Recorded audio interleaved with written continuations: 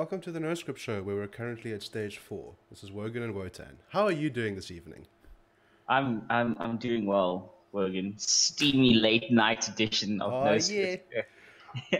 So, before we get too far into it, I know that a whole bunch of shit has happened in the last few days, but we, right now, blissfully have no idea about it. Because of some scheduling, we had to record this on, is it Tuesday today? I can't tell with the load shedding anymore. It is Tuesday. Tuesday bordering Wednesday. Yeah, so we're recording this on Tuesday, the 19th, for release on the Saturday. We do hope that civilization is in fact intact for you to be able to receive this podcast. It might actually be prudent that we're recording it now, like all jokes aside. Yeah, I've seen the stage 5 through 8 schedules, and I am not excited. So yeah, that's why I'm going off the grid for a couple of days. Just dude, we're all going off the grid. What do you mean? Oh. So what? You're doing like a you're taking a break, right? Going pretty off much into nature. Yeah, guess we could all use that. I think after the last few days. Oh my god. So before we get into this, just a reminder, you can find us on noscriptshow.com because that website is hosted outside South Africa. As it turns out, that is a crucial requirement nowadays. Who would have known? Well, look, on the upside, like everybody's like survivalists, doomsday prepper uncle is having a field day right now. Oh my god, the amount of just kind of all the people that spent a lot of money on like solar and batteries and generators, they're laughing. They're like, "Ha, see, told you so. My system can do this." Doomsday preppers, and they like. I'm like, the irony of that is like, you're glad that a catastrophic thing is happening. Well, I think it's more like you're happy that your bet paid off, because I mean, imagine how these people would have felt if they did this and then ESCOM magically came right and load shedding never happened again. They would feel a bit stupid. So I think maybe it's just relief. Like, yes, I made the right choice. Yeah. Speaking of came right, I see President Frog Boiler himself, Cyril, tried to take a train with the common people, and it didn't go the way he thought it was going to go. 4 hours for 40 kilometers. I think that was the record. And then my favorite, it wasn't reported anywhere else, but somebody just pointed out that they spotted a military helicopter overhead where the train was last spotted, and they figured maybe Ramaphosa got tired of the train and just bailed. Oh my god, no, that was wild. Yeah. That was you know what continues to amaze me is that there's still a section of people who think that Cyril doesn't know just how bad it is. Like, you really don't think he doesn't know? But he's always so shocked and disappointed to find out that the companies and SOEs that he has been like responsible for overseeing for the last couple of years have all been failing. I mean, honestly, okay, like, jokes aside, you know what I found personally galling was this whole, and you can probably rant about this too, but this whole thing where he's like, no one person should feel to blame for the situation. Jesus fucking Christ. Holy shit, no. I am triggered because no, Mr. President, it wasn't all of us. It was all of you. Let's just get that clear. It wasn't fucking all of us. Yes. This is what I'm saying, okay? Okay. I'm sorry. I just it wasn't freaking Tsepiso and Soshanguve who failed to fucking put money aside for maintenance of power units. Okay. It wasn't Keketso in freaking Attridgeville who failed to hire the correct people but voted for social engineering instead. Okay, it was none of those people. It is fucking you and I, and it's personally galling to me because I'm sick to death of black people in this country being gaslighted by our supposed fucking liberators into thinking that it is never their fault. It is either mismanagement, the boogeyman, or apartheid, or just we're sorry. Yeah. This is not good enough anymore. We need to stop being gaslighted into thinking it's never these people's fault. I know it is quite masterful. You know, and also, sorry for my outburst to any religious people watching, but that's honest how I feel about this. And also, Also, I have it on good information that Steve Hofmeyr had absolutely nothing to do with it either. He did not contract out to Hitachi Power Africa. He did not get Kusilia and Medipe behind schedule. No. Not even Steve Hofmeyr, not even him. He had nothing to Steve do with it. Hofmeyr was probably busy making like his 12th illegitimate child or something. I swear, him and Jay-Z are like in a I don't know, like a competition as to see who can have the most kids. Like they could have like 2 soccer teams against each other. Oh, Although my God. I will say there is a difference. Jay-Z has multiple wives, so he does his stuff like concurrently asynchronous calls, whereas Steve Hofmeyr, it's just like sequential calls because he has like one wife or girlfriend at a time. Right. Also, So or apparently. apparently, right. So it's less of like a sports team and more like he's building a small school where like there's a kid in every year. Yeah. I'll admit, I know absolutely nothing about the proclivities of either of those people. Thankfully, that's information that's not in my head. They have like 10 kids each. Okay, not 10 kids each. Like, but they each have at least like 6 kids. Oof. That's, yeah. In this economy. In this economy, like Q, Alexandria Ocasio-Cortez and crew saying, you shouldn't have children, you shouldn't eat hamburgers and all that crap. I'm like, This is which is Africa. fine if you actually lived by those principles that you're saying, not driving around. What was it that car she was in the other day? Chevy Cadillac, Chevy whatever. It's like a 7-seater, 8-seater gas guzzling huge American SUV. Her and a campaign assistants eating tons of ham. I'm like, you're doing none of that. But then I'm like, oh no, wait. It's almost as if she's a champagne socialist and not an actual socialist. Mystery has been solved. Mhm. So yeah, anyway, I will admit that this load shedding has like been messing with me mentally. It's like I think we've been consecutively load shedded since Thursday last week. Like it's been, I think that was when stage 1 kicked in and the problem started. I think I don't know, we broke records. I don't know if people have noticed, but we never had stage 4 on a weekend before. That was the first thing. The second thing is we used to get like load shedding would stop at 11 p.m. every night. The last 2 nights, they just dropped it to stage 2 and then upped it again to stage 4 at, 8 the next morning. So we've been perpetually load shed for like the last, 50 odd hours without stopping. Which is wonderful for traffic, FYI, for those of us who commute to work. Like, the metropolitan areas that I drive through are bad enough in terms of the sheer volume of traffic that they have to handle. Now you add to that mix just entire 10-kilometer stretches where the traffic lights are out or where the off-ramp lights are out, wild. And it is nightmarish. Yeah, no, that's... and it's like... And actually, so actually on an economic scale, I was thinking about it today. I'm like, this might cause a situation where employers will start letting more people either work from home because they're just in traffic all the time, or people like myself might start working very different hour sets, like say example 6 till 3 in the afternoon. What's crazy is that people have already started thinking about what does it mean for like the long term of load shedding, because today there was a briefing in a hotel room powered by a generator. Pravin Gordon sat down in front of a bunch of journalists, like just amazing optics. And one of the things that they apologized for was the poor communication around the cuts. Not that we fucked up, sorry, we have to cut the power. They're just sorry that they didn't communicate it properly, which is like, dude. And then it's like, when will load shedding end? We will only know in 2 weeks, because now they're going to assess the situation to find out what the deal is. It's like, what the fuck are you guys doing? What? You're going to assess now? Guys, what's there to assess? Things are down. Like, we know this. So it's like, the journalists want to know, when's load shedding over? And the answer is, I don't know. Ask us again in 2 weeks. That was literally the answer, just phrased more diplomatically. I'm just trying to imagine, right? Imagine if either of us gave an answer anywhere near that vague. to a client or to our bosses or to anything of the sort. Just try imagine that situation. Like, when are you going to be?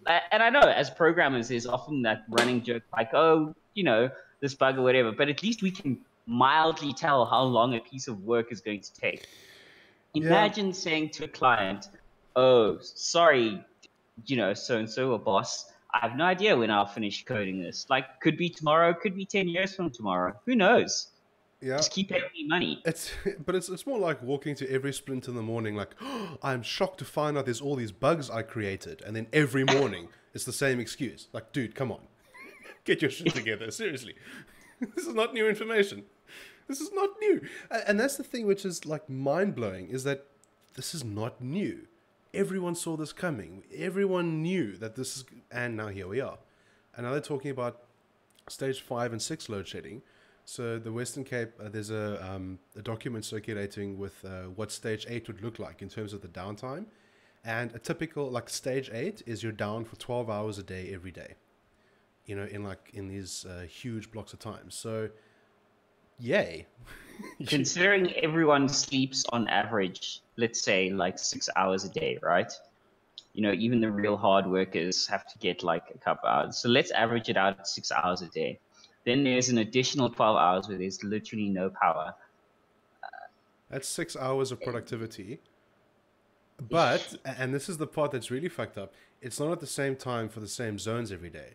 Some days it literally sheds like, 8 in the morning to 12:30 in the afternoon. It's like there's your morning gone, literally. But other days, then like the next day it moves up by 2.5 hours. So it's actually just a shitstorm. Like, you can't, to actually plan things is impossible. And then not only that, the other problem, if you have, I don't know, a fridge, you can't turn it off and on, that often and keep things in it. Like, you can't expect food to stay fresh physically in a fridge if it's off for 4 hours at a time, 3 times a day, every day. At that point, you may as well not have refrigeration.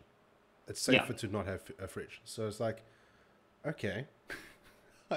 Well, I was thinking about that as well. I was like, how is this going to affect the South African diet? I'm just like, aside from dry everyday jokes, I'm thinking maybe like a biltong and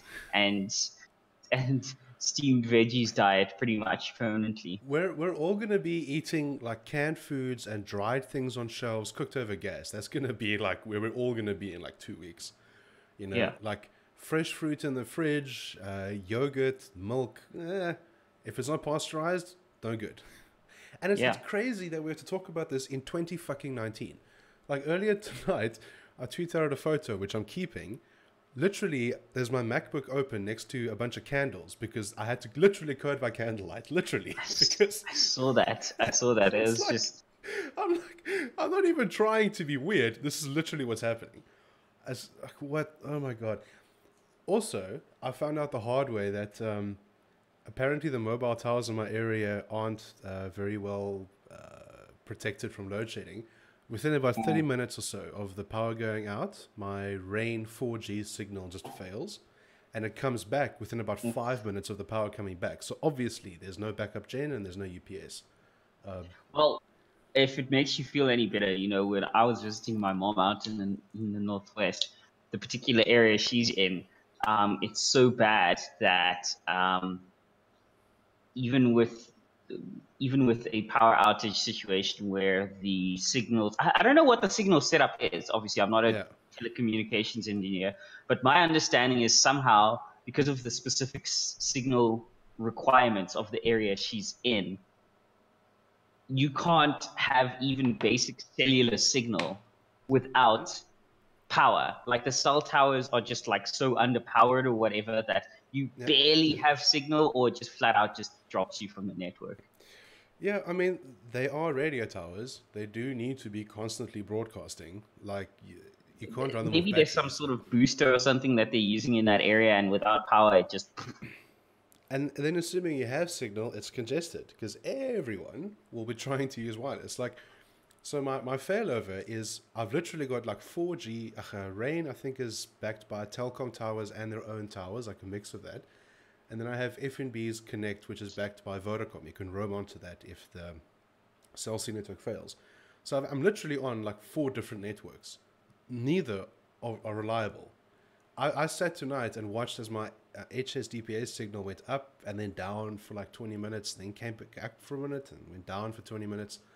So it's like, okay, no power and then no internet, even wireless. All the options don't work. It's like, okay, this is fantastic. I wonder if it's doing miracles for our birth rate. Like, somebody's got to be like, because like I live in my complex and I cheekily thought, hey, can you imagine if someone's like goes over to someone else's house, like, I've got wine and candles, let's get it on. Barry White starts the background. Oh my god. Marvin Gaye, sexual healing. I don't know. Like, Well, it'll be that music through like a smartphone speaker, so or yeah. like a paired Bluetooth thing. But look, if we have a whole bunch of Christmas babies, then we'll know, because that's what it'll be. So yeah, like I said, this is the stage 4 episode, because we've had stage 4 for like 4 days in a row now, and it's like starting to mess with people. Like, it really is. So I don't. It's difficult to actually think beyond this right now, to be honest. Yeah, it's a weird effect on the psyche. Like, it's very, I don't know. It's just. So after a couple of days, I've started like plugging things into charge every single time the power comes on. I used to like let things run on a battery and not give a shit. Now it's like everything is always charged. It's just that it changes your habits really quickly when you lose power that often. Also, I went around today looking for power banks. And within like a 5-kilometer radius of where I was, practically every electronic stores, Macro, CNA, all that, Yeah. they either were out of they were either out of power banks completely, or like the higher capacity ones were all sold out. Yep. It's exactly like when there was the day 0 in Cape Town. Like in like the 2 weeks leading up to the panic date, you couldn't find a water container for shit like anywhere in Cape Town. All those like 25-liter jerry cans were gone, and the 10 liters were gone. We were down to like 2-liter bottles pretty much by the end of it. And then we skirted day 0, and it's like, okay, I still have 2 25-liter tanks filled up in my bathroom untouched from like last year now. I should probably flush that water That away. water is probably quite tepid. Yeah. Yeah, it's been in a tepid room for a long time. I think I should actually flush it. It's probably not safe. Yeah. Yeah. But no, and that's like the mentality now. It's like everyone's going into like survival mode, and that's, I still have to acknowledge that that's just those of us who live in areas where gangs don't steal the cables during load shedding, so your power actually comes back up on schedule. That isn't the case everywhere. Yes. Like, oh my god. Yeah. Yeah. Yep. So actually, I have some politics and actually a tech topic for this. Oh, that's awesome. Yeah. Let's get over the load shedding stuff now. Let's move on. Yeah, we've spent like 18 minutes on that. I think that's enough time. Quick before we get load shed again. Dude, just now it's like stage 5 starts in 10 minutes and we're all fucked. So you're fucked. All right, so politics. We're right in the middle of the... I'm hoping that by the time you hear this on Saturday that there's been some more kind of motion. But we all found out that the Purple Cow campaign was the launch of the South African Capitalist Party, which has been pretty exciting. Woohoo! Woo! Finally! It's like, I know, it's like the long-awaited second coming or something. Like everyone, and the support so far has been nuts. I mean, and here's the thing. I might have actually said this on the show before. I know I've had this opinion for a long time that voting in the current system is actually kind of pointless, so I didn't even bother going out to get my details updated. ZSCP is dragging me to the polls. This is the one party that I'm actually like, you know what, fuck it, I'll go and vote. And I think your sentiment is very much echoed across so many people on Twitter that I've seen. Like, yeah, and it's like, there's Roman. He's like for the last 3 years, famously, voting is for chumps. Basically. And miracles never cease. Guess who's now a politician? Go figure. But the best part is Kantan Pillay, the guy who like kind of kicked this whole thing off. He was asked, why do this? And he said, well, it's election time and I couldn't find a party I liked, so I made one.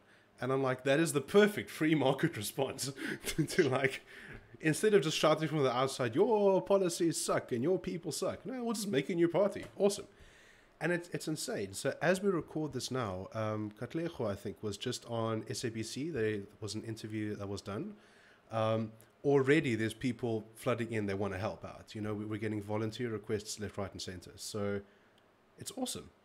There's some, like a hugely positive sign already. And I just hope it keeps going because we sorely need this.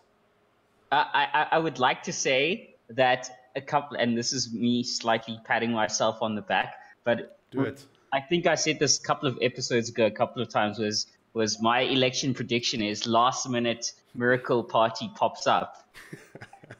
I'm pretty sure I said that a couple of times. And wouldn't you just do it? Yeah, and it's like, it's the season, right? There's the good party and there's ATM, which was quite a chuckle because that's just like MPs trying to hold on to their positions in Parliament. And then there's these guys. So, I mean, I'm sure anyone sort of in our orbit will also have found out about the Purple Cow party by now. But the whole thing that I like about it actually is that it's not like a lot of the parties out there where there's no like enormous vague vision for like, you know, we're going to change everything about South Africa. There's no new dawn narrative. It's literally just, there's these 10 problems. We have 10 solutions. There's 10 people. And the thing is, it's the principles are the thing that you should actually consider. And it's succinct.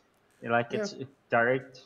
It's exactly that. Like the whole project is, here's the problems, here's the solutions. Let's give it a shot. That's it, you know. And they're hoping to reach disaffected voters, you know, because I think it was something to the tune of 7 million people in the last election were registered, but they didn't vote. And there was a poll that came up by Ipsos that found that about 36% of disaffected voters, the reason they didn't vote was they didn't see a party that actually reflected what they wanted. Now, we already know that all the mainstream parties are either old white colonialists. Well, I say that because it's kind of true. And then the mainstream ones, DA, EFF, ANC, are all left-leaning. So by inference, there's a bunch of people that want a modern, young, right-leaning party that would actually stand for the things they believe in. And it's like, okay, well, here it is. Like, you know, everyone who's ever said, you know, I wish there was a party that would do X, here it is. You know, you're looking there you go. Last-minute miracle party pop-up. There you go, guys. There it is. So, yeah, it's going to be interesting to see how this pans out. I mean, that's why, like, no matter how bad the suffering is, I want the suffering to continue just long enough to election. Like, keep the pot simmering so that come election time, people remember that the fury that they feel, like they just, you know. And you know what's crazy is that this is the load shedding issue in particular is dragging like apathetic people into the fray. Like there was an amazing tweet, and I hope it's still there. On Sunday morning, where the South African government account tweeted out, you know, good morning South Africa, have a blessed Sunday, something like that. And the responses, God, they got ratio to hell. And one of them was someone saying, you know, how is this a good day? You know, I'm being load shedded when I'm supposed to watch Date My Family or whatever. I'm presuming there's a show called Date My Family. Oh yeah, it's the business, bro. I freaking love Date My Family. It's hilarious. It's like it is the sustenance of memes for Black Twitter South Africa. Nice. And like, here's the thing, right? And obviously I'm completely out of the loop, so take it from where it comes. But it's like, there are much bigger problems than not being able to watch a TV show. But not being able to watch the TV show is like a very in-your-face failure of the whole system. Hey, if that's what it takes to get you to snap around, then fine. So be it, you know? Yep. It's like there was this old Robot Chicken sketch where they had like the kids in the classroom, and it was like little Hitler, and like as like little Hitler like took little Pulaski, little Poland's desk, and little USA is this blonde kid with like shades, and he's sipping milkshake, feet on the desk, cool as all hell. He's like, not my problem. And like little Hitler takes all the other kids' desks bit by bit. And then eventually little Japan comes over and knocks over little America's milkshake. And he's like, now it's my problem. And that's what this is. Like, I feel like there's so many people out there who have been like, not my problem, not Now, Now yeah. it's my problem. Yeah, now it's like, you go to sleep when there's load shedding and you wake up when there's load shedding. Now it's your problem. Another one, I saw a tweet and I had to laugh, but also this is really sad. Someone was tweeting about how they were trying to just cook beef and rice and it took them 2 days. With all the load shedding, it took them 2 days to cook like one regular meal. And I'm like, Yeah, but this is the thing. Like at the end of the day, this is what matters to people, being able to conduct their lives, and yeah, it's like, yeah. Gupta's loot 100 billion through ESCOM. That doesn't matter to the average person. This matters. Not having power. That really matters. So yeah, Yeah. I mean, solid Yeah. own goal. Yeah. By the I mean, NEC. I was listening to 702 and not Eusebius, guys, don't worry.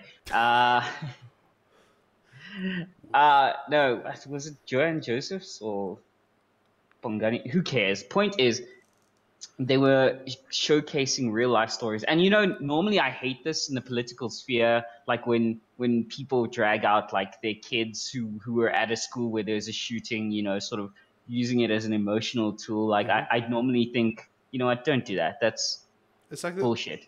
the shooting is horrible enough. We understand. But Dan, yeah. but don't bring a. But in this case, there was some lady who was talking about her mother who's on some sort of medical life support machine, oxygen machine, whatever, and she couldn't. Yeah, did you hear that? Like, I didn't hear that story, but I know the most common one. It's the CPAP machine. It's like it's literally, it's like a mask you wear because you can't breathe properly, and you actually need this exactly. machine to help you breathe. So I think it was something like that, and her mother was, this. You can hear this lady's utterly distraught. She's like, with ever increasing load shedding, my mom's life is now seriously in danger. Oh yeah. And I was like, that's a brilliant, real story of how this is affecting everyone. Like, And it is, the shopping malls around the country, even the biggest ones will have redundant power and load generators and stuff for load shedding, but only for the anchor stores and like the large outlets, not for everyone. So it's very common to go to a shopping mall now during load shedding and half the stores are closed, and it's like businesses are shutting their doors because, load shedding, nothing works, including your security systems. So your safest bet is to lock up and not trade. And it's like already the damage is estimated essentially every stage of load shedding is roughly R1 billion a day that we just lost in productivity. And the numbers are already counting up on top of all the other numbers counting up. And it's like, it affects me as well. I mean, I'm probably one of the luckier ones in that I am a work from home freelancer full time. The load shedding hits me during my most productive periods, and it forces me to actually work a lot earlier and a lot later than I would otherwise work in order to actually meet my deadlines. So everyone's affected, except of course for the people that have private jets and redundant power at home and huge fat stacks of cash elsewhere. It's just it's astonishing. Like today they unveiled in Parliament probably some overpriced public works project we'll find out about in 5 years, where they put a bunch of Parliament's values on the stairs. And not that fucking stupid vanity project, please. Oh my no. God. But it's like, and then there's like this photo of Ramaphosa looking really happy. And I'm like, dude, you just spent 4 hours on a train in the misery of everyone that you are supposed to have defended. How do you have a smile on your face? What the fuck is going on here? Like, it's just, that drives me insane. To kind of go through that and then go, yep, no, it's all good. And then just kind of move on to the next thing. Like, is he even a real person? Are we sure he's not like an animatronic puppet from another universe? Are we sure about this? I have serious questions. This dude acts like this is the first time he's ever heard of these things. Get Alex Jones in on this. Is he like a gay reptile from the fourth dimension? Because he might be. I think we might have a lizard for a president because we certainly don't have a human being with any brains or empathy. So, Yeah. Jesus, no, it's that rough. I actually can't. Well, deal. as bad as the ANC's fucking up, the DA's fucking up just as bad. Oh my It's God. not affecting people. Between Musi and Pumzile, like, they are bleeding votes out for the DA. Like, Oof. You know what? It's like Zilla made like one bad tweet. Pumzile makes one bad tweet a day, minimum. And you know what irritates me about Pumzile is that the overwhelming arrogance of her. Like, if you're not utterly kissing her ass, then you're instantly an enemy. You either totally agree with her and Yeah. utterly kiss her ass, or you're some kind of enemy. I saw One or the other. just earlier tonight. I saw she picked on ZSCP. It's like, you know, oh, they need 50,000 votes. They probably won't get enough, you know. And then I think Ramon retweeted her as like, "See you in Parliament." And I thought, kind of cheeky. But then I went into her thread, like, and there was like a bunch of comments. People were like, you know, Pumzile, you're too arrogant, you know, all the rest. And there was one comment was like, "Yes, I'm with you, Pumzile. We got this." I'm like, that's odd. So I open up the profile. Turns out it's another DA member. It's like the DA member is the only one in there supporting her, and I'm like, No, I actually cannot wait to see Roman smiling across Parliament at Pumzila. I would pay pay-per-view tickets for that. Opening of if this happens, right? This is 8th of May, right? If this all pans out, then by like the second week of May, Parliament has to sit for the first time. Yes. If this pans out, fucking no script show expedition tickets. We will go sit in the gallery at Parliament. Oh yeah, and we're gonna do like a parliamentary edition special the week leading up to it. Like, yes, dude. I want that. I really want that. And then I will watch every plenary session and just make sure Ramon sits where the camera is, because I just want to see those two. I would love to see that. I just to see like Pumzile lose her shit as just all that just.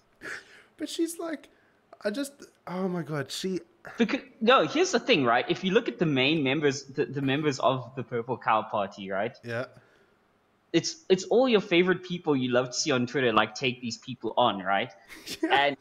And the beauty of Twitter is that they can choose to block people or ignore them, but you can't block Roman on Parliament. You can't block or ignore him on Parliament. So now, Pumzile is no longer going to have the luxury of saying block or ignore or, oh, I didn't see it. Not only will she be brought to task, but she will be brought to task in front of everyone.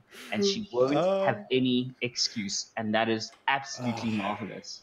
This is why, like, if for no other reason, just to see the host of the Renegade Report in Parliament. Just to see that. If you weren't going to vote for anyone, like if you were already like not going to vote for anyone, just do this.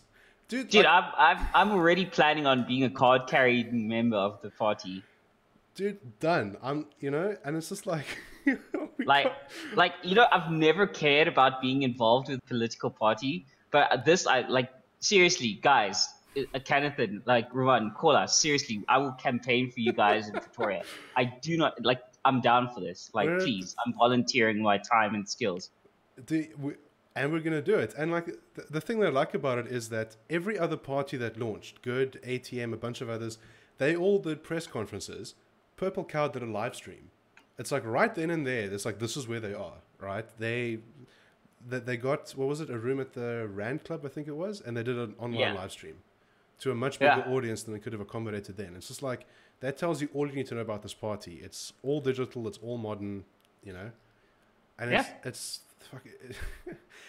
The other thing about it, not to sound like I'm trying to convert people. These are just the facts. This is why I'm excited personally. No, guys. Let's just put it out there. We are very much openly shilling for the Purple Cow Party. Like that's. I wasn't going to vote until they launched. I mean, honest to God, I was going to stay home on election day. So it's like already they've converted me.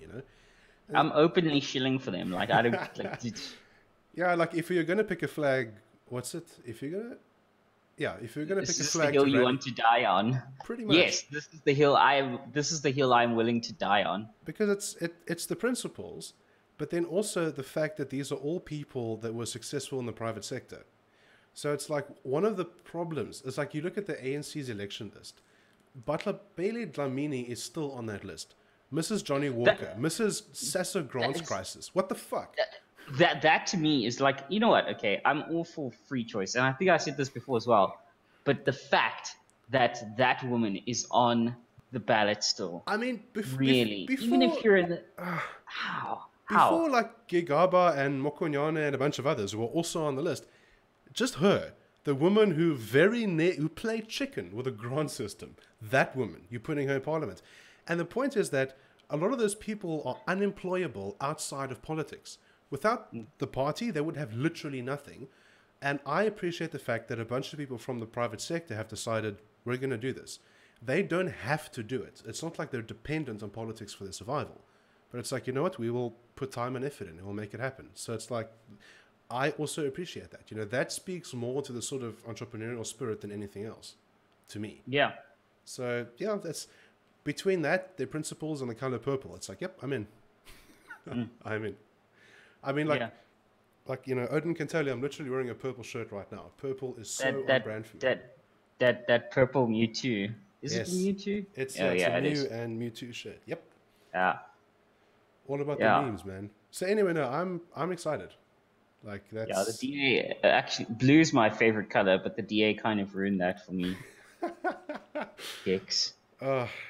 So we all know about the Twitter terror, Pumzile, but what's my money been up to? Because I honestly haven't been paying attention. Like, is he? I don't know.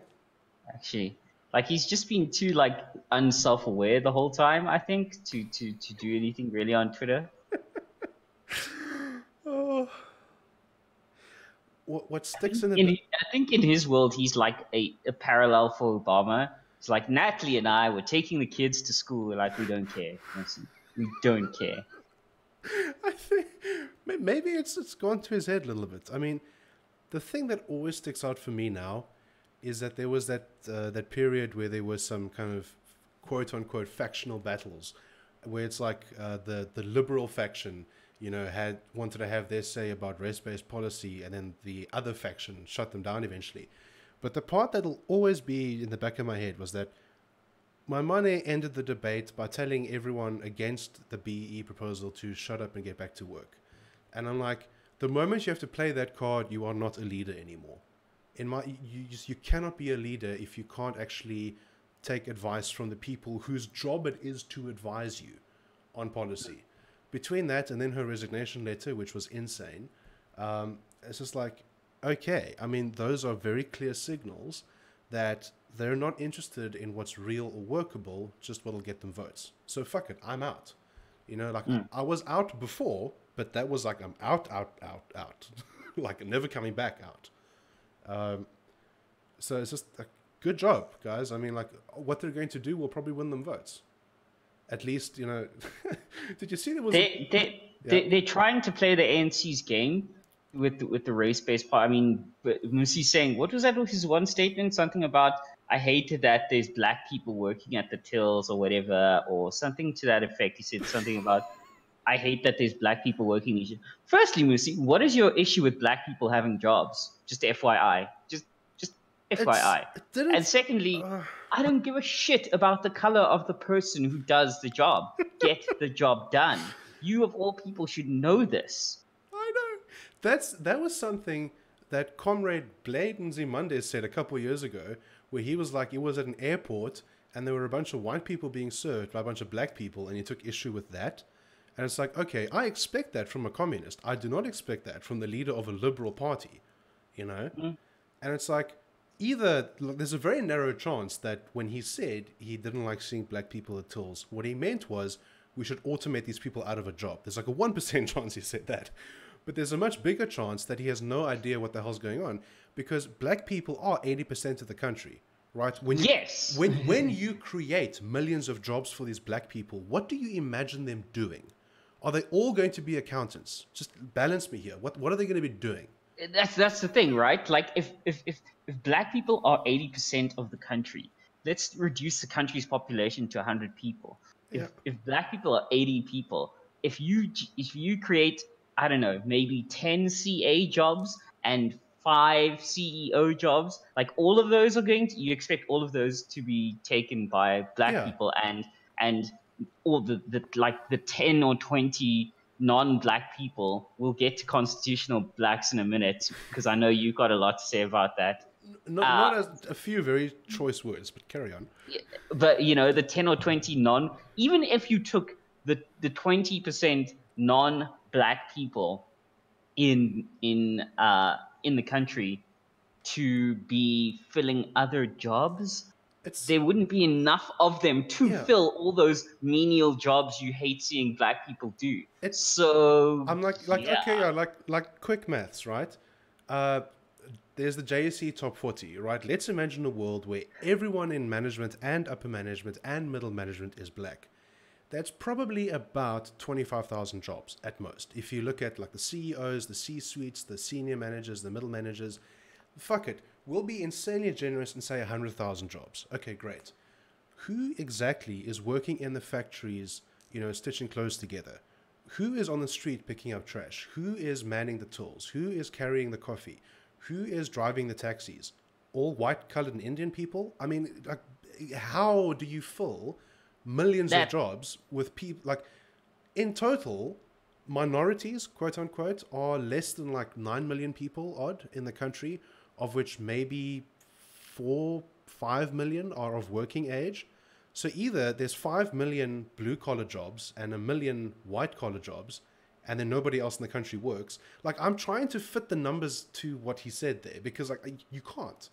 and it's the same sentiment with the EFF, where they're like, where they had that ad for white domestic workers and all that shit to help the economic advancement of black people. I'm like, okay, let's assume in your fantasy racial world, every menial job again is filled by white people or even Indian people who you've now turned on, which we knew you would turn on eventually.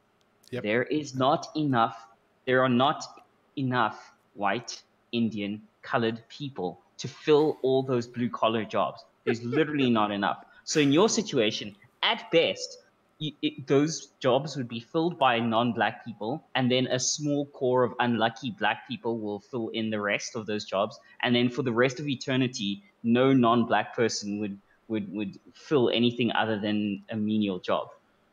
Yeah, it's just it is astonishing. Like, I just, because the thing is, again, what that whole statement comes down to, and this is like what socialists and now the DA have in common, is that their version of how they think the world should look is not informed by any information about how the world actually is. And it's like, we want the world to look a particular way just because we imagine it. And I'd like to know Yeah. what was going through his mind. Was he imagining a world where all the wait staff were white and colored and the patrons were all black? Because there are places where that does happen. Like if he went to the right bars and restaurants in Joburg and Pretoria, he would find that. But you wouldn't be able to run a whole country like that. Oh, those bars in Joburg are the worst. Fucking hipster bars with weird ass like. Yeah, this is me going in on National School of the Arts, and I'm gonna apologize in advance, but fuck that school. It's always some hipster bar where you pay way too much for some shitty beer, and your waitress is some random blonde chick whose name is like Jade, but it's spelt in some weird way, and she's got a nose ring and tattoos, and like just like, why am I here? This being here makes me depressed. Oh, Like, and she's yeah. got this job to fill out her art school job thing, but I'm like, your parents clearly have enough money. This job is to pay for your fucking coke habit or something. I don't know. Like, yeah, I've had bad experiences. I can hear that. So okay, this is a Constitutional blight. so this is a politics heavy show, and we'll touch on one last thing before I talk about the one tech topic which I think is insane. Right. Okay, what the fuck is a constitutional black exactly? Pretty much anyone according to the Constitution who is not white. Copy that. And they can't just say anyone but white people, right? I mean, that would be unpalatable. Yeah. There was a press release by the Department of Sport or something like years ago, which talked about the quotas in like rugby or something. And in there, they said, this percentage of players is represented as black. And then in brackets, they defined it as African, colored, Indian, and white. And they use that definition to mean black people. And I'm like, great, we have solved race politics. We're all black. And that's pretty much what it's like, but I just, and this is the same problem that I have universally with quotas. And this is like the thing that it shouldn't really bug me because it doesn't affect me. It probably should bug you a lot more. The whole idea of a quota, the rationale that we have to have a certain proportion of people of a certain race. I know of professional rugby players who did very well in their careers, but in the back of their minds, they were always sort of, am I here because I'm a good player or because I Oh was picked yeah. for my skin color? Even as a software engineer, I experience the same thing where I'm like, when I go to a new job, and I mean, obviously these days when you interview, you don't. It's not like 20 years ago, whatever, like our parents' generation, where you all sat in an interview room in ill-fitting suits and one in after the other type thing. So Hmm. I don't see all the other applicants, but I occasionally see other applicants. And, there's always that sense when on day one, when I walk in as a programmer, I'm like, I know that I'm a decent programmer. Hmm. I know that. But there's always that niggling fear in the back of your head. Am I here because I'm genuinely good? And I feel then that I have to, and again, I know people now will be like, oh, but I thought you said facts don't care about your feelings. Fuck off. I don't care. Uh, Feelings are real, FYI, but yeah. carry on. I feel that I'm like, shit, now I have to do like triple as good just to prove to people that I'm here because of my own merit and not purely because of, And quotas. that's the really sticky Who thing does that because help? Who yeah, does that help? and the thing it really only helps the people who are perfectly satisfied being the quota higher. They're happy to show up and do nothing and keep their job because they're the right race. There are people like that, but the Yeah. people that actually give a shit about doing their best, it's just like because the thing is, I mean, this was 2 or 3 years ago. There was some publication that opened up a special section for women sci-fi writers or something like that. And I thought about that for a second, in a world where this was reversed and there was, like female writers were the norm and a publication opened up a section for male sci-fi writers and I submitted and got accepted and got something published, it would bother me because was I a good writer or was it just because I was a man? And it's like, that's extremely patronizing. I would be like, no, screw your system. I'm capable of doing this without any crutches, without any help. And it's just that whole, it's clear now that type of thinking has won in the DA. My money is pushing it. They're not, interestingly enough, Pumzile is losing them votes, but they're not muzzling her on Twitter. When Zilla was losing them votes, oh shit, that was, Oh yeah. inquest. And she got like sidelined and cut out so fucking fast. And it's like, okay, so obviously, even though Pumzile's out here wrecking your brand, you're cool to let it happen because she's ideologically compatible with what you're trying to do. Okay, Exactly. we get it. Message received loud and clear. You are now ANC light. That's it. There is no... Yeah. Oh my God. All right, so actual tech topic. Okay, hit me. Google has launched a platform where you can play streaming games over an internet connection. Mm-hmm. Project Stream. So what they've done, and this is actually, again, it's like this works great in first worlds. Again, yeah, because it's parallel society. The first world continues to get the stuff, and we're kind of Yeah. So yeah. this is okay. I mean, there's been attempts at this throughout the years, but Google has I think they might have found a good solution. So for years now, you've been able to remote desktop, into other machines, and building on that technology, it's possible to, like, just without having to have a full game, you can play a game, and we're talking up to like God of War over a network connection where all you really need is a wow. screen and a controller. Right? We're at that point already. If you are, sorry. Wow, that's Oh, yeah. impressive. So, like a couple of years ago, Steam launched their Steam machine and big picture mode, and then the whole thing was that on a LAN, you could like run Steam on your computer, but play console games in your living room, streaming it over your local LAN connection. And now that's just gotten better and better. So what Google has now launched, it's not for all games, it's a small amount, is that you can play these games essentially through a browser at the same fidelity that you would a desktop game. But the way they're marketing it is genius.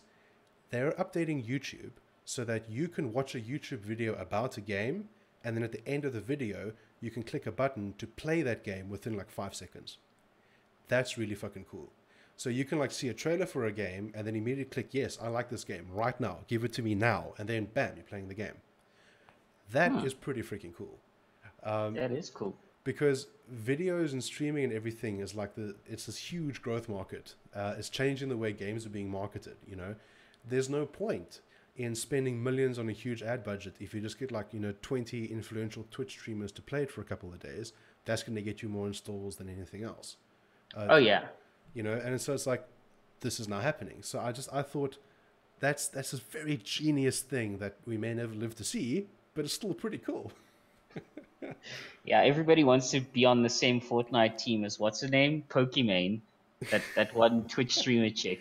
I don't know Oh, if you saw that who oh, she is. I have a extremely inconsequential claim to fame. Once, and exactly once, I was in the same PUBG game as PewDiePie. Exactly once. Oh, nice. We didn't cross paths in the game. He killed two Ah, people, then got taken out himself on the other side of the map. But I ah. recognized, because from his streams, he doesn't call himself PewDiePie. He has other names that he uses. I just recognize that name. I'm like, oh shit.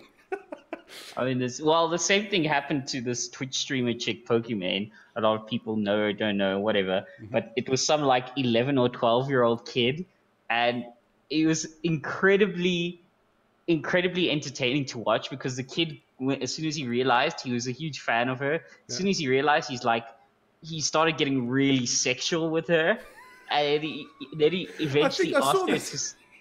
asked her to 69 and stuff like that. I'm like, this is like a 12-year-old kid. Like, Oh my dude, god. what the hell, man? You're like 12. Have you even had your first pube? Like, The internet is a weird and wonderful place.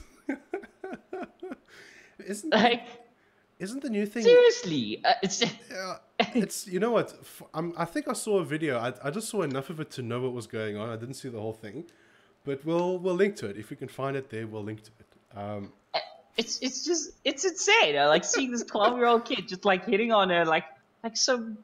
I'm like, what the hell am I? How is a 12-year-old even remotely interested in this stuff? It's just Maybe Alex Jones is right. right.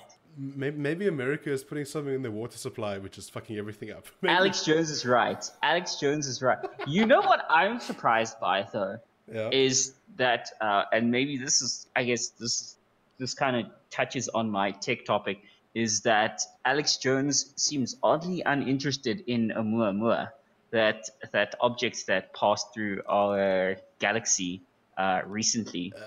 I don't know if I actually know anything about this. It was a large cylindrical sort of cigar-shaped object that passed through our atmosphere through our solar system at incredible speed. It's actually still traveling through our solar system. In fact, if all the top nations of the world, if China, Russia, the US, and the UK and Western Europe got together and built some serious rockets, we could actually, within a year, build a rocket that could catch up to it and find out exactly what it is. Because that's how big the solar system is, guys. That this thing that passed a year ago is still traveling through our solar system, and we have enough time. Again, Star Trek-esque. If we all put our bullshit aside and put our resources together and build some serious rockets, we have the technology now to build a rocket that within a year would catch up to Oumuamua. But people didn't know what it is, and we still don't know exactly. But right now, I most probably it's an ejected either piece of space junk if it's from another civilization, it's just space junk, or it's just a rock. But it's very rare that a rock would have that cylindrical shape and be Yeah. spinning the way it is. I think I remember something about this. I mean, like the whole thing was that, you know, and I know this is not something people think about a lot, but our solar system is also traveling through space, even as Earth Yes, spins around it. And so it's a hard concept to get your head around. there's a great couple of GIFs out there that kind of show Earth spinning, and then Earth is spinning around the solar system, which itself is slowly spinning around the galaxy. But I remember something like that because the implication was that this piece of space junk would have been ejected from another solar system somewhere else, so we just kind of caught up to it. And that's kind of staggering if it turns out to be artificial in nature. That's like, Well, okay, I can tell you from a robotics and artificial intelligence perspective, it would make sense because if you wanted to very rapidly colonize our galaxy, what you would do is build something like Oumuamua, where you just fling that bad boy out, and in each solar system that it passes, it drops off a few probes, and their job is to set up. Because right now, we can only observe so much of our solar system. yep, Oumuamua could have easily dropped off a bunch of probes in the asteroid belt or on Mars or or Yeah. floating around the gas giants anywhere. It could have dropped that stuff off, and we wouldn't have seen it because those probes are too small to detect with our telescopes at that distance. Could have dropped them off, and you very simply just program these things to build a factory, and that factory just builds more of those probes that just disassemble more stuff, which builds more probes until eventually they build a new rocket ship to keep going, and leave a few probes behind, and so on and so forth, and it just sort of chain reaction explores the galaxy. Here's the kicker: we are within 10 to 15 years of being able to have that technology ourselves. Mm-hmm. So the truly frightening concept here is if we are within 10 to 15 years of having that technology ourselves, then surely by this point, somebody else who's anywhere near our technological level, even if they're just 100 years ahead of us, we should have seen something by now.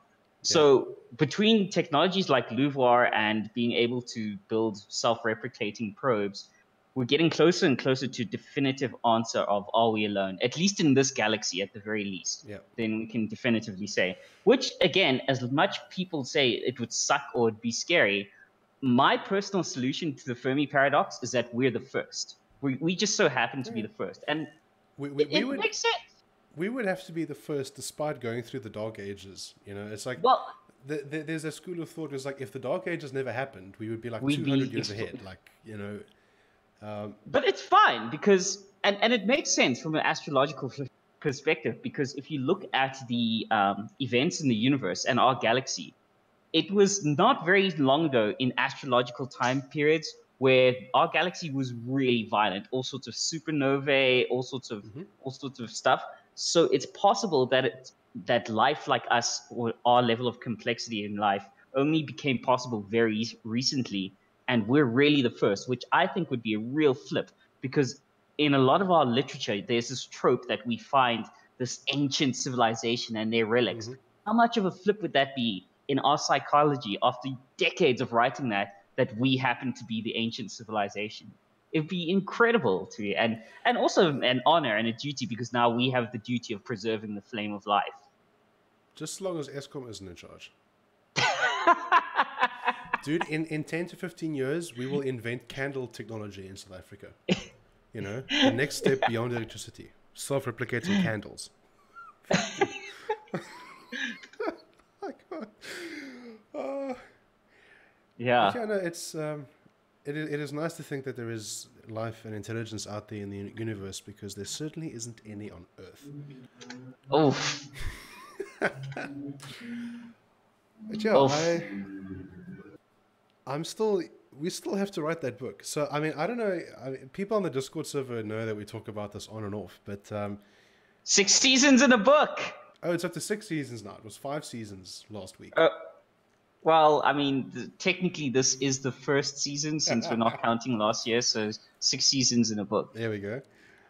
Yeah, and it's like so on my list of things to do in the gaps between the load shedding is to watch Love, Death and Robots on Netflix. I've been seeing memes and like clips popping up, and they look amazing. So I'm like super looking forward to doing that. Meanwhile, you're off grid along with the rest of us, recovering. Yeah, I'm just more actively off grid than everyone else. No, you're voluntarily off grid. That's what's actually happening here. I'm actually doing what's known as stage 8 load shedding training. I thought stage 8 is when ESCOM comes to your house and blows out your candles. Like, it's like, also like just the way we're coping with this is like just the humor. I saw one today. It's like, stage 10 is when ESCOM comes to your house and takes your soap, because they'll just start taking random shit after stage 8.